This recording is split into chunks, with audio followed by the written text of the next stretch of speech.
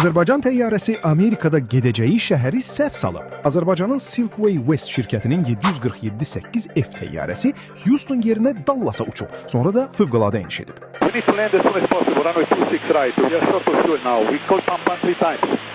Okay, sir, you are not even near Houston right now, sir. If you want to get to Houston, how much fuel do you have, sir? Because you're several hundred miles out. İlham Əliyevin qızı Arzu Əliyevanın da səhmdarı olduğu Silkway şirkətlər qrupuna daxil olan Silkway West şirkətinə məxsus Boeing 747-8F təyyarəsi 4 avqustda Meksikodan Houstona gedən reys zamanı səhvən Dallas istiqamətinə uçub. Təyyarə ciddi yanacaq çatışmazlığı ilə üzləşib və Dallas Fort Worth beynəlxalq hava limanına fövqəladə iniş edib. Reys 7 il 5722. Bəzi izləmə sistemlərində AZG 5722, VK BVB qeydiyyat nişanlı təyyarə ilə yerli vaxtla səhər 07:29-da Meksiko şəhərinin Felipe Angeles beynəlxalq hava limanından yola düşüb. Planlaşdırılmış təyyarət yeri Houston'un George Bush Interkontinental hava limanı olub. Bu marşrut adətən 1 saat 40-50 dəqiqə çəkir.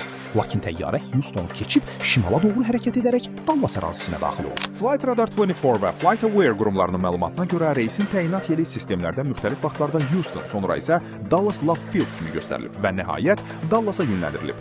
Təyyarə Dallas Love Field yaxınlığında eniş vəziyyətinə keçib. Bu zaman ekipaj yanacaq ehtiyatının tükənməkdə olduğunu bildirib. Pilotlar tam fəlakət vəziyyəti olmayan təcili vəziyyət, yəni pampan siqnalı elan edərək 2700 kiloqram yanacaq qaldığını və bunun təxminən 30 dəqiqəlik uçuş müddətinə bərabər olduğunu deyiblər.